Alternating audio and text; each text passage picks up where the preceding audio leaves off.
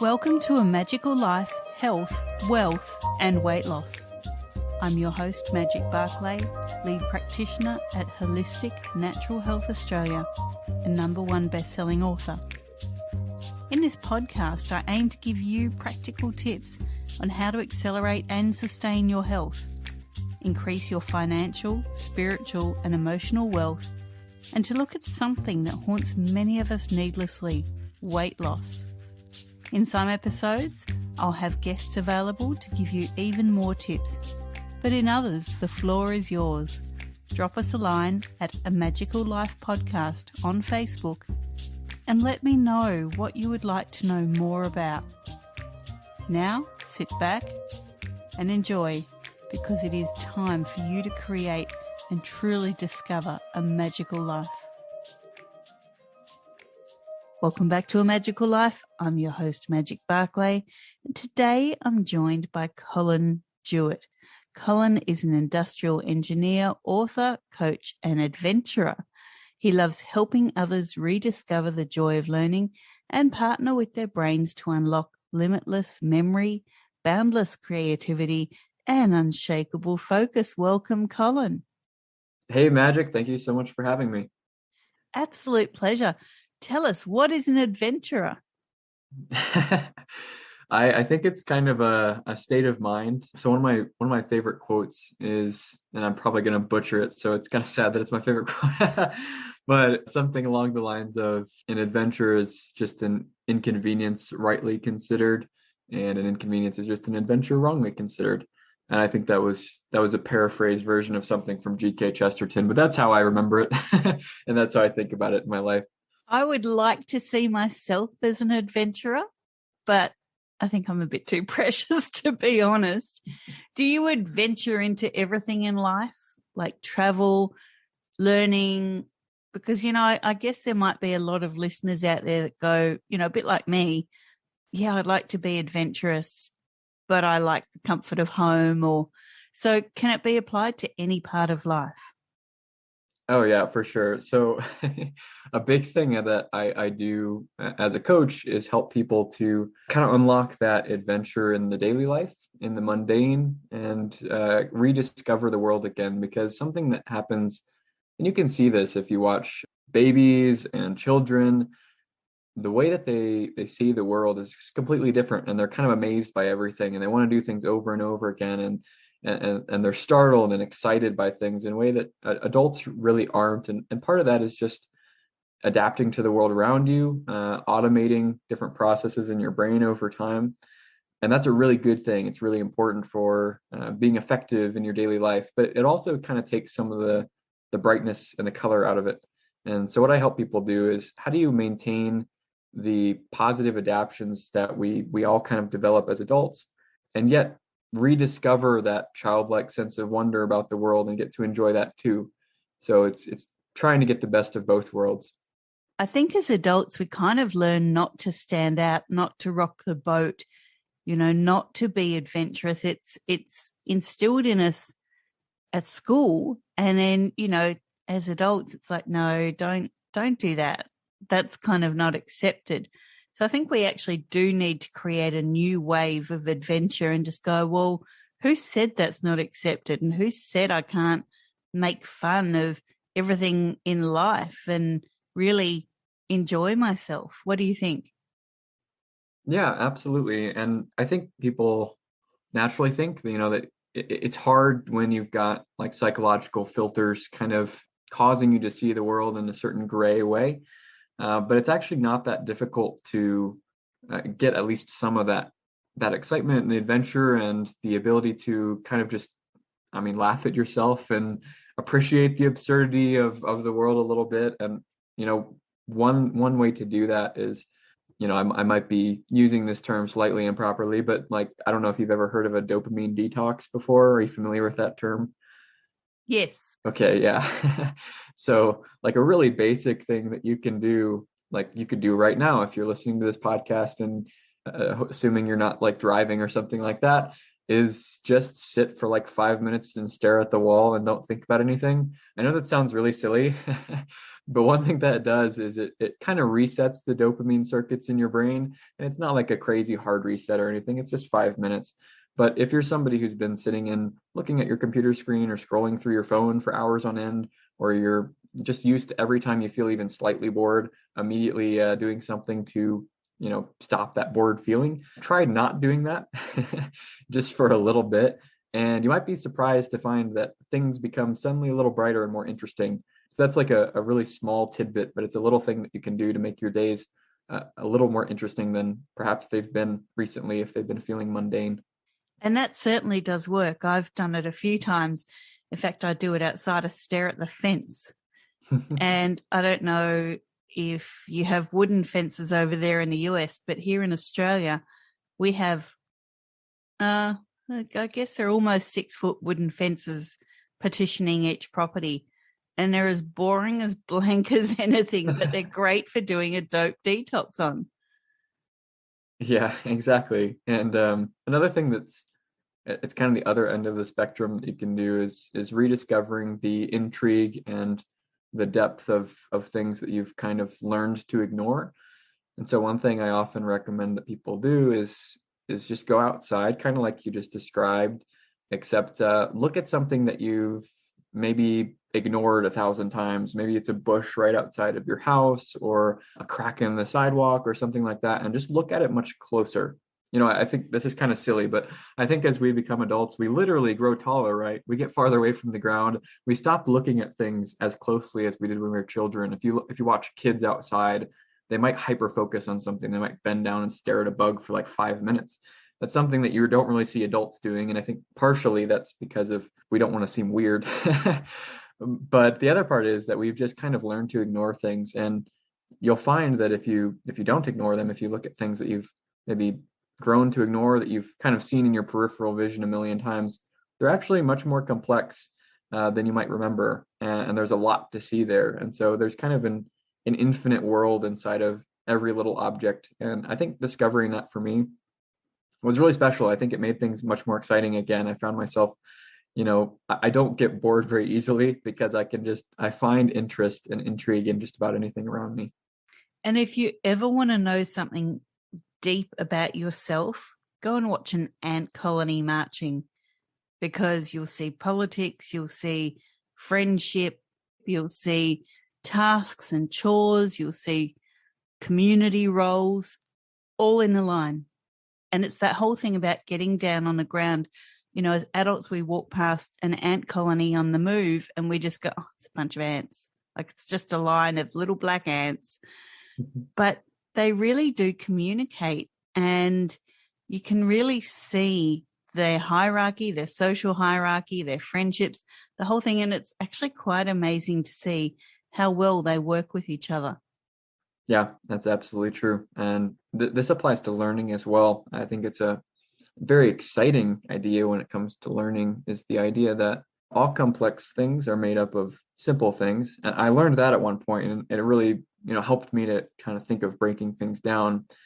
But then I learned the opposite is also true, that all simple things are infinitely complex. And I think that's where you find a lot of the mystery of the world, and you can kind of open that up again. Definitely. Now, on this podcast, Colin, I ask all my guests the same 3 questions, and the answers that I get are so amazingly different. So here comes your first one. What can your expertise do to accelerate health, be it physical, emotional, spiritual, whatever you see health as? Sure. I work with people specifically on learning and memory and rediscovering the joy of learning specifically. And I also work with a lot of psychologists, which is cool. So I get a lot of brain stuff in my life, which is cool. And one thing that's been really special to me that I've learned about the brain and that I help other people kind of understand is like the brain can be your greatest ally, and it can also be your worst enemy. And it's very rare that it really falls anywhere in between. It's kind of one or the other. You're either fighting against it or you're working with it, and you're understanding it as something that is, in a sense, it's part of you, obviously, but also it's kind of a separate entity. There's a lot of different ways of thinking about your brain, but there's lots of different personalities in there. It's not just like kind of one unified being.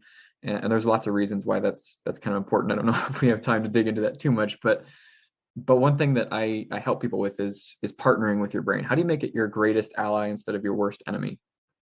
And I think that's something that a lot of people don't really think about, because I don't think they think about themselves as being multifaceted or distinct different parts. They think of themselves as kind of being a unified whole. And yet they find that they find themselves doing things that they don't want to do all the time. And that's a really odd idea. Like how do you do things that you don't want to do? Like, why would that ever happen if you were a single unified being in which everything was well aligned? Like that shouldn't really happen. There shouldn't really be infighting with one person, right?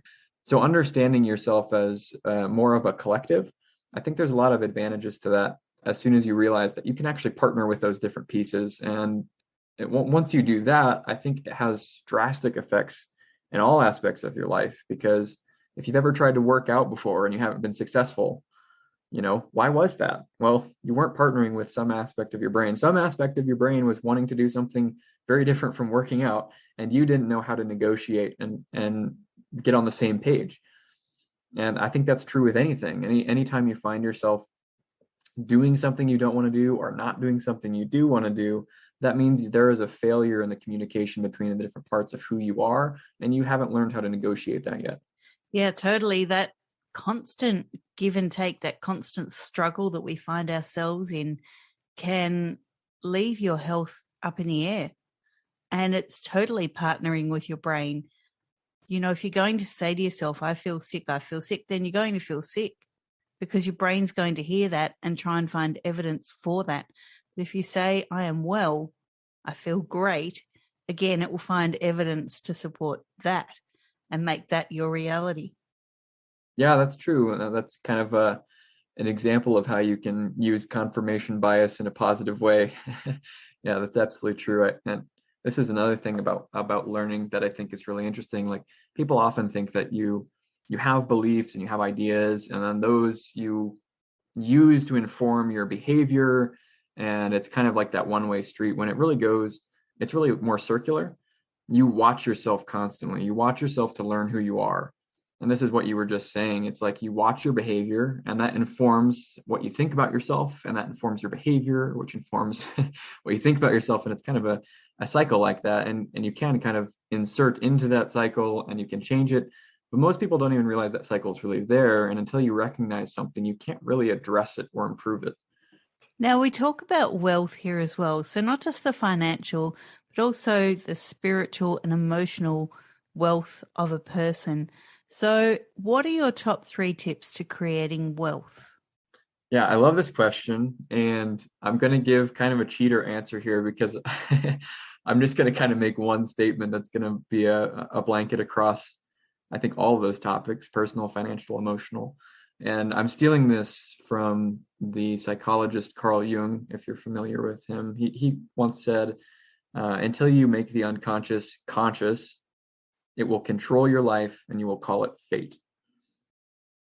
So I think there's a lot of depth to that quote that you might not see on the surface. But I think at least one aspect of that is it's actually a deep understanding of how the brain works. So there are some deep, literally like deep, far back, low, close to your spinal cord or on your spinal cord and in the brainstem, parts of your brain that we would consider part of that unconscious. It's not things that you necessarily consciously control, but it's responsible for executing a lot of your behaviors and driving a lot of your behaviors.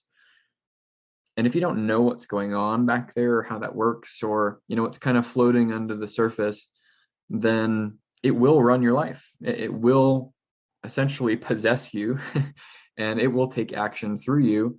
And you might feel like a bystander sometimes, watching yourself do things that you don't really know why you're doing. And if you're in that position, until you've made that unconscious level of conscious, you can't consciously change it.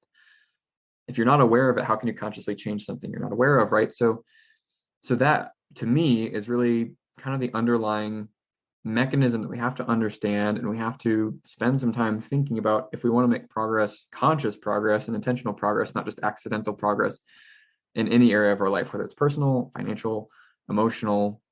How do you make that unconscious conscious, and then how do you make conscious changes to those things and send it back into the parts of your brain that are more responsible for executing?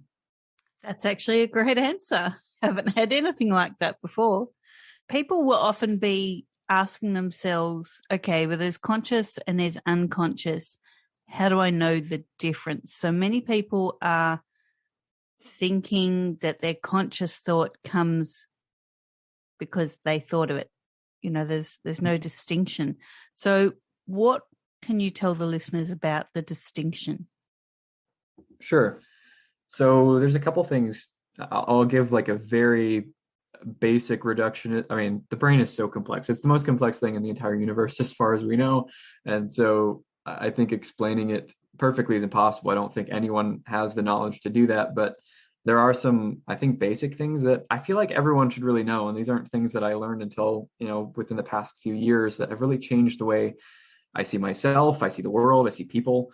And this is really useful. So I'll share some really basic brain anatomy and ideas here. So you have what's called a cerebral cortex, and that's kind of the outer layer of your brain. And if you think of a brain right now, if you think what it looks like, most people, they see this pink squishy thing, right? So all that pink squishy stuff on the outside, for the most part, that's going to be your cerebral cortex, and it's covering the other parts of your brain. Now you'll also see close to the spinal cord and at the back of your brain, there's kind of like this big bump that is your cerebellum. It's a separate part, so it's not part of the cerebral cortex. So it looks like it could be if you're not familiar with brain anatomy. But anyway, so these ideas of conscious and unconscious can be at least partially understood through thinking about the anatomy of the brain. So we've got that cerebral cortex on the outside, which is, by far more developed in humans than in any other creature, which is, I think one of the things that makes us who we are. And that is responsible for, in a lot of ways, inhibiting some of the lower functions. So that's kind of interesting, all right? You've got these lower functions that are responsible for mostly just like really keeping us alive, and a lot of those basic drives like hunger and like reproductive drives, and those things that are, exist in all animals really, if they successfully reproduce long enough for us to know about them. And so those drives, if nothing's inhibiting them, they will just act themselves out. And that's essentially what animals do. They have those drives that are uninhibited mostly, and so they just act upon them, and that's it. And we would consider that to be unconscious behavior. Like they're not thinking in the same way that we do. Typically when we think, you might think in like audible language in your head. You might hear words in your head that you're kind of stringing together. You might even think of consciously putting pictures together, that kind of thing. Animals, for the most part, probably aren't doing that very much. Now, there might be some of that. There are some animals with more developed cerebral cortexes, but not nearly to the degree to which ours are. So that cerebral cortex, that's where a lot of that, what you consider to be conscious thought, is happening. And so when you think of yourself, most people think of that person who talks in their head, the one who has the voice. And that is really it's just part of your brain. It's not all of it. In fact, there have been studies, if you've ever heard of the decorticate cat studies, that's super fascinating. Anyway, they took a cat and they removed pretty much all of its cerebral cortex and left it with just kind of the basic parts of the brain that are close to the spinal cord. And if you didn't know any better, you would have no idea that there was anything wrong with that cat. It behaved pretty much like cats behave. It could groom itself, it could eat, it could even engage in reproductive behavior, like it could respond to novel situations, it could fight, like all these things were still there, which is kind of amazing to people. I think it's like, wow, like how does the brain work? I thought if you took out like 85% of it, you'd just die. Well, it's like, no, it depends on which percentage. So I think having that understanding of, okay, you've got this part of your brain that is responsible for more of what we consider to be conscious thought. And a lot of what it does is really just inhibit those lower functions. And so when you think of consciousness, at least part of consciousness, like from a biological perspective, is just having that element of choice with what we execute and what we don't execute. What are the things that we're going to inhibit that we would otherwise do? To a large degree, that's what conscious thinking can be. And so I think that's different than what most people think. I think we think of ourselves as the thing that does, when in fact we are the thing that inhibits action in a lot of ways. And that is where the differences in our choices and behaviors really come from. That's a reductionist idea, but I think it's helpful to think about it that way. Thanks for explaining that. And poor kitty. That's awful. Yes, that is just about the only thing I got from that. No, not really. So, look, we talk about weight here. We know that stress is a key issue in weight gain or severe weight loss.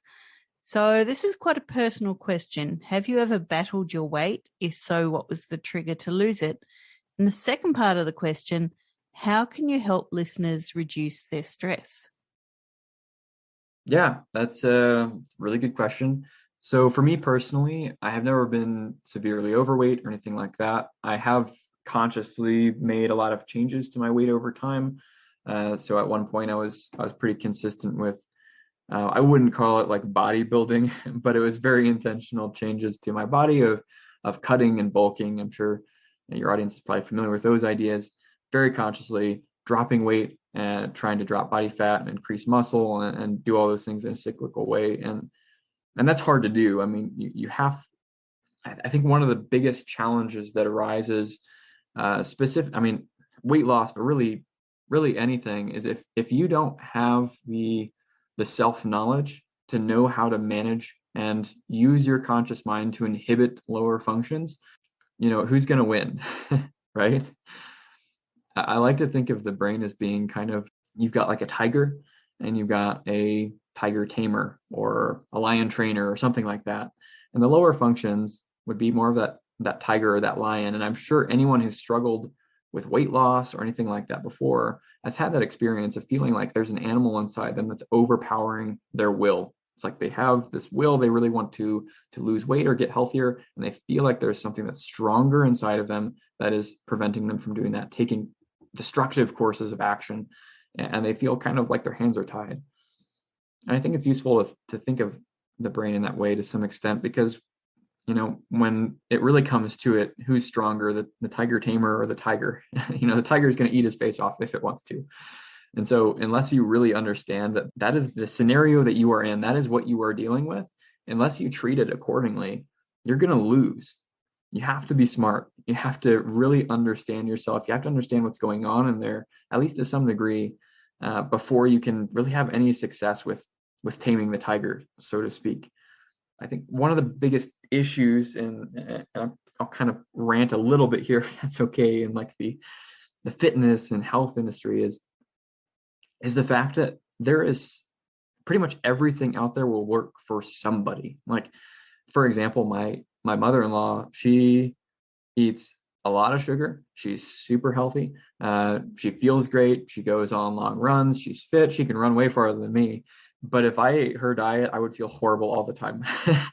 So it's like, if everything works for somebody out there, like you could go propose like the all Twinkie diet, and some people would swear by it and it would change their life and they'd feel amazing somehow. Like it's bizarre, but it'd probably work. And that presents a real difficulty for people, because you're in this position where the things that are marketed to you, they're always going to have those star testimonials behind them. And if it doesn't work for you, that's no sweat off the person who's selling its back, because you're just going to buy the next thing that they propose and the next thing that they propose until you finally are the person that it happens to work for. And so if you don't want to be on that train where you're constantly just trying things that don't work and trying things because it worked for somebody else, then you really have to invest a lot of time in understanding who you are. You have to understand your body, you have to understand your brain, and that is difficult. But most people are not in the habit of really doing self-experimentation in any sort of scientific way. It's kind of just random, and they don't reflect on what happened and why it happened. And so if there's really anything I can recommend to someone who's struggling, whether it's with weight or other health problems, you really need to take the time to make a hypothesis. Here's what I think is going to happen. To try something and then reflect upon it. Why didn't it happen? What was different about me that could have caused this to go this different way? And you can, over time, you can develop a lot of self-knowledge that way, rather than starting from zero every time. You made some great points there, and definitely with my practice. So my job outside this podcast is holistic health, and there is no one size fits all when you're using holism rather than reductionism as a treatment. course or treatment method or methodology, actually. In holism, you're looking at the root cause. You're looking at why each system of the body is doing what it's doing. And just as you said, with these fad diets that come out, look, even things that aren't fads like fasting, it doesn't work for everyone because it can trigger an immune response. Now, if your body feels under threat and sees something as a pathogen or something as a danger, it will have a response.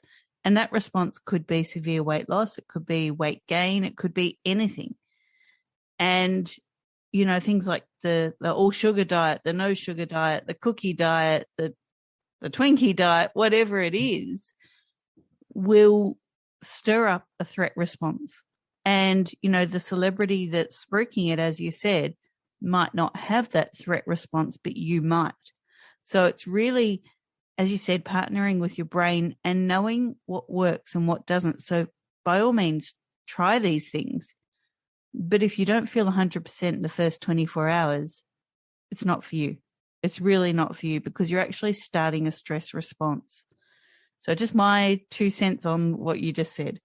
Yeah, I think that's true. And that reminds me of some of the psychological concepts when it comes to treating things like anxiety or phobias. You've probably heard of this idea of like exposure therapy, if you're familiar with that. So one thing about that is it works really, really well if it's engaged in voluntarily. And the reason I bring that up is because it matters how you approach something and your mindset when you approach something. And it's not just like the fluffy mindset, but it's really like whether you are willing to, or whether you're prepared to, or whether you make the conscious choice to pursue something. That makes a huge difference to your biological response to that thing, which is pretty wild. If you like, that kind of blew my mind when I first learned that. But like exposure therapy, let's say somebody's just terrified of heights or something like that. You say, well, okay, the research shows that if you take somebody who's terrified of heights and you take them up somewhere high and you leave them there for 6 hours, that's probably going to help them. Well, if they don't do it voluntarily, like if you tie them up and you bring them up somewhere high and then you just leave them there, they're going to have some pretty extreme trauma. It's not going to help them. It's just going to make things way worse. However, if they say, yeah, you know what, that sounds terrifying to me, but I really want to make this change, I'm going to consciously choose, I'm going to commit to doing that. It will completely change their body's response to that experience. It'll still be terrifying, but it will actually help them overcome the trauma rather than increase the trauma. And I think the same kind of thing happens with anything in life. Like if you are choosing it voluntarily, you've made the conscious decision to do it, you're going to respond to it differently. There's literally going to be biological differences in the way that your body responds to it than if you feel like you're just kind of being coerced into it, or you're just kind of walking into it blindly. It's going to be different. So I don't know. That's my extra 2 cents. We're up to 4 cents now. Perfect. We could get going. Now, Colin, people can find you on LinkedIn at Colin Jewett. So that's COLLINJEWETT. And you have a cohort-based course. Can you tell us a little bit more about that course? Yeah, so I lead a cohort-based course on maven.com. And essentially what that is, it's a lot of the things we talked about in this short episode. It's just expanded on, and we go way, way, way deeper into understanding yourself, understanding the brain, understanding your brain, and how to partner with it more effectively. And that's what that's all about. Terrific. And we do love freebies here. So you can offer a freebie, how to unlock the 3 critical brain states. Can people just contact you on LinkedIn to get that freebie? Yeah, absolutely. If that's something you're interested in, that series just talks about there are lots of different brain states, but there are 3 especially that are really important for learning faster, gaining focus, that kind of thing. So if you're interested in that, yeah, you can reach out to me on LinkedIn, or if you go to curiosityjump.com, you can also reach out to me there. Terrific. Listeners, this was your episode 137. In 138, Colin will again join us and talk about how we can be super learners. So that's something to look forward to in our next episode. Again, Thank you, listeners, for your time. We really do appreciate it. Colin, thank you for joining me. Thank you, Magic. It's been a pleasure. Listeners, this was episode 137. Go forth and create your magical life. Thanks for listening today.